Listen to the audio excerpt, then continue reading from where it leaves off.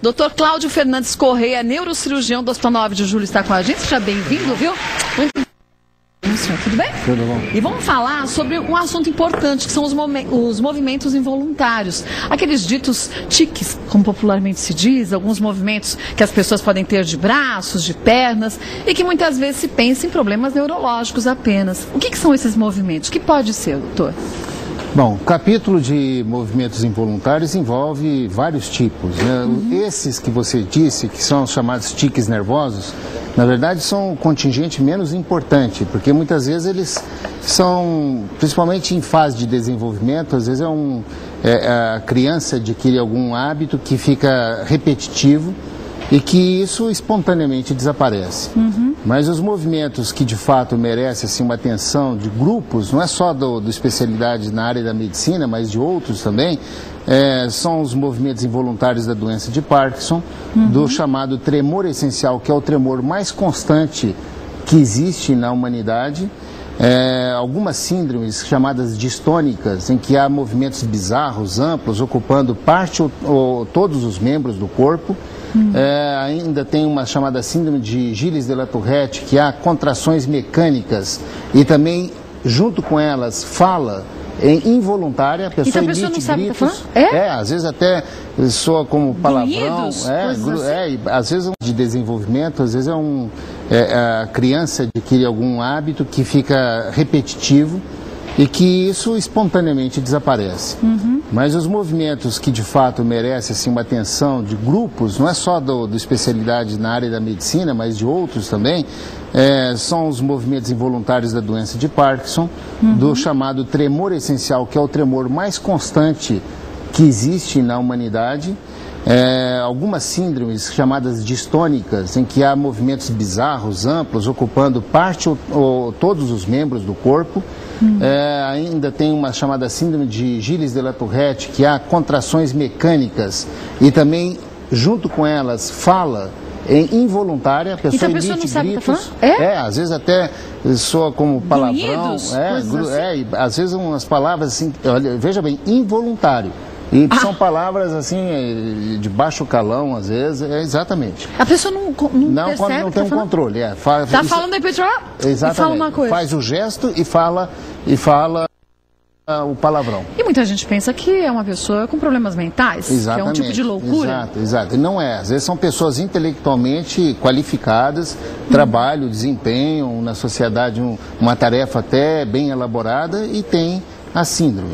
Então, estas são síndromes que são tratadas, às vezes, de forma multiprofissional, usa-se medicamentos, tem procedimentos da psicoterapia, tem procedimentos operatórios, enfim, existe um arsenal todo de profissionais que tentam cuidar desses pacientes, porque não aquele primeiro que você perguntou, que é um tique nervoso, mas os outros todos têm um substrato anatômico, tem uma razão para isso, que nem sempre é esclarecida, mas que pode estar relacionada a traumas, pode estar relacionada a doenças degenerativas do sistema nervoso, como o Parkinson, por exemplo, em que umas células que são produtoras de uma substância que faz o controle do movimento entre músculos agonistas e antagonistas deixa de produzir. Então os movimentos são eles ficam prejudicados. Exatamente. Vem o tremor, vem a rigidez, distúrbio de equilíbrio e outros mais. Estes, então, merecem ser tratados com procedimentos dentro do sistema nervoso, né? Tentando compensar aquilo que foi prejudicado. Bom, são muitas as síndromes, portanto, muitas as causas também, como você mencionou. Mas, na grande maioria das vezes, a ansiedade ou o estresse pode dar um start para a doença também ou não?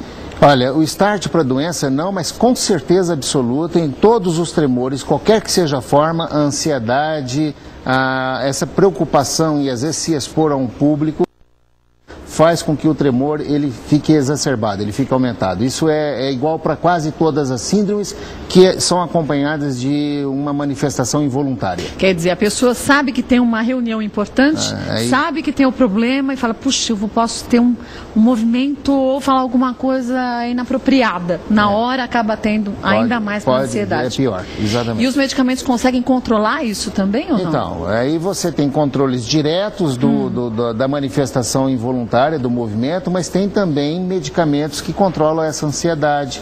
Tem pessoas que na vigência do quadro clínico de uma dessas doenças, são chamadas extrapiramidais na nossa área de neurologia e neurocirurgia, você precisa, muitas das vezes, tratar a parte mental do paciente também. Que fica abalada, né? Exatamente, porque ele fica complexado, ele tem dificuldade de aparecer socialmente, porque sabe que o tremor vai chamar a atenção. Quando ele percebe que alguém está vendo isso, ele piora a situação, porque fica muito evidente a postura dele, fica muito vulnerável, vamos assim dizer.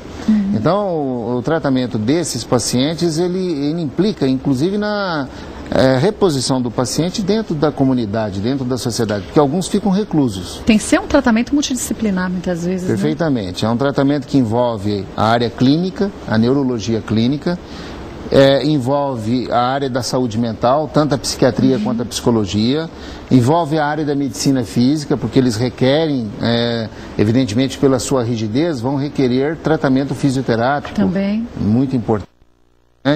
E envolve a área da neurocirurgia, porque muitos dos procedimentos que vão controlar até definitivamente alguns dos sintomas depende de um procedimento, um ato operatório.